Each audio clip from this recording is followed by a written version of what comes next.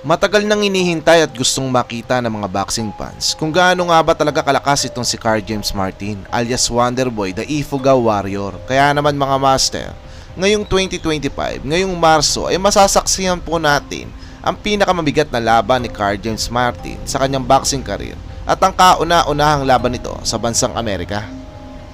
Magandang araw mga boxing fans. Ngayong araw ay ating kikilalanin ang veteranong boksingero na susunod na makakalaban ng ating kababayan na si Carl James Martin. Ito'y walang iba kundi ang Colombian boxer na si Jose San Martin na may ring record na 35 wins with 21 knockouts with 9 losses.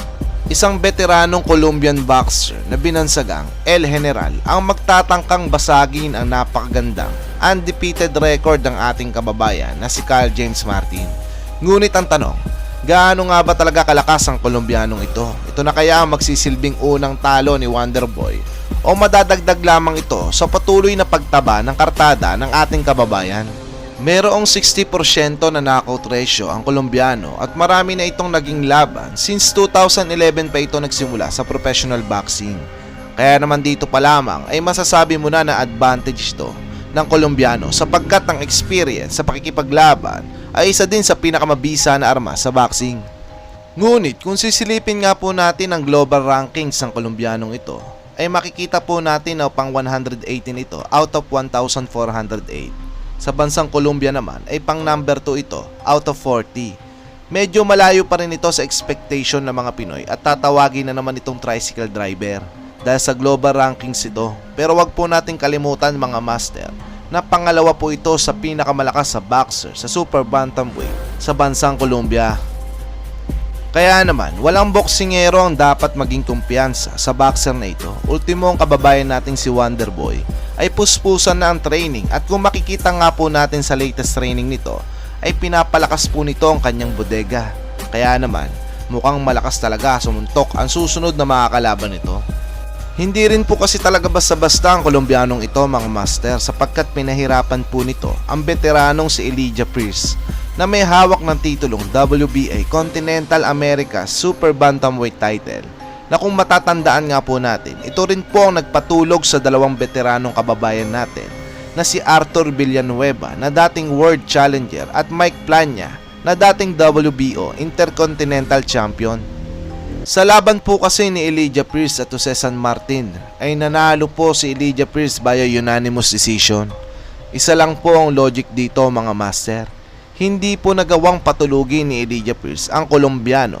Samantala, ang dalawang matindi at malakas po nating kababayan na si Mike Plania at Arthur Villanueva ay pinatulog lamang po ni Elijah Pierce.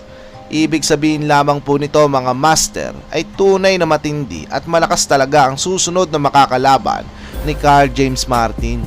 Kaya naman mga master sa darating na laban ni Carl James Martin sa kauna-unahang pagkakataon sa bansang Amerika ay talaga naman pong tunay na mapapalaban ng ating kababayan. Akin pong ipapasilip sa inyo ang konting highlights ng dalawang ito at kayo na po ang humusga kung pipitsugin lamang ba si Jose San Martin o magiging threat ito sa malinis na record ni Carl James Martin.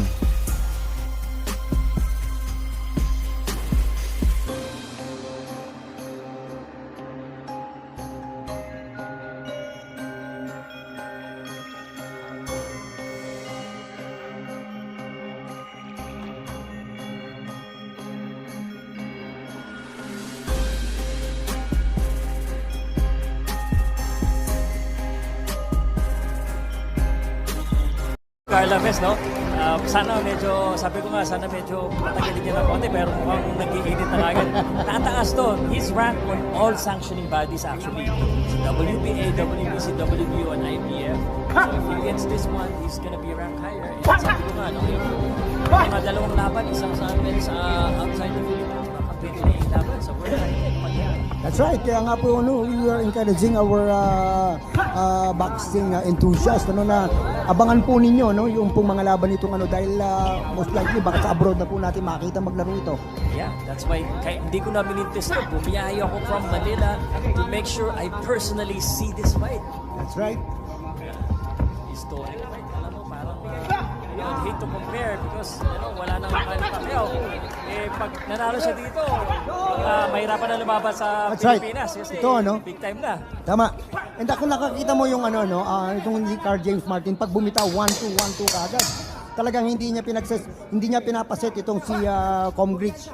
The speed is really evident in favor of Wonderboy. Combination very good. I expected Comgrich to make it a tough fight, no? Of course, I still think na favorite itong si Wonderboy dito sa laban na ito. But I don't think it's gonna be an easy day for Wonderboy. For Wonderboy.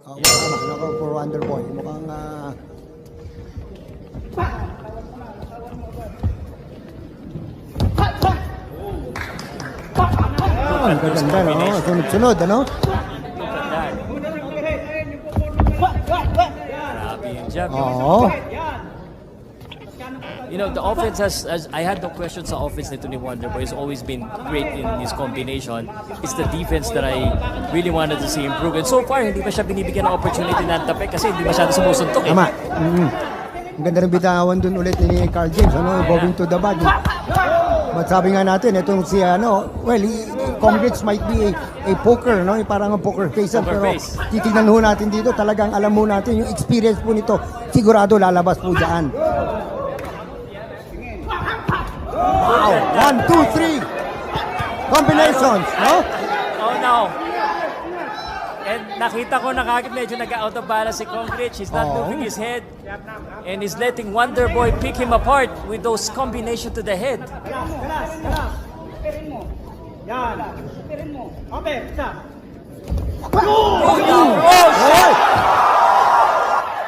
Uppercut! Tingnan mo yung uppercut niya. What an uppercut! Mukhang may date si Wonderboy. Gusto niya tapusin tapusin kagad ang maaga. uppercut. Man!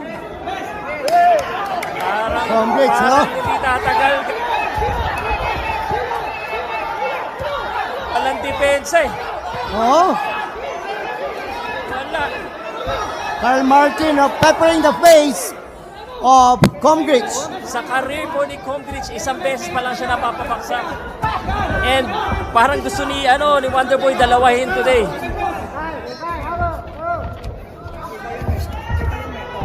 Uy, nakakama ng left hook. There you go. That's what I'm talking about. Yung sinasabi mo, Coach Pao, kanina, yung defense. The defense. And there you go, the attack now. Ayan, nakita natin yung straight doon ni Comgrich. In his last fight, kalaban niya, umabot na 12 rounds. The fight before that, natamaan si Wonderboy. He was knocked down.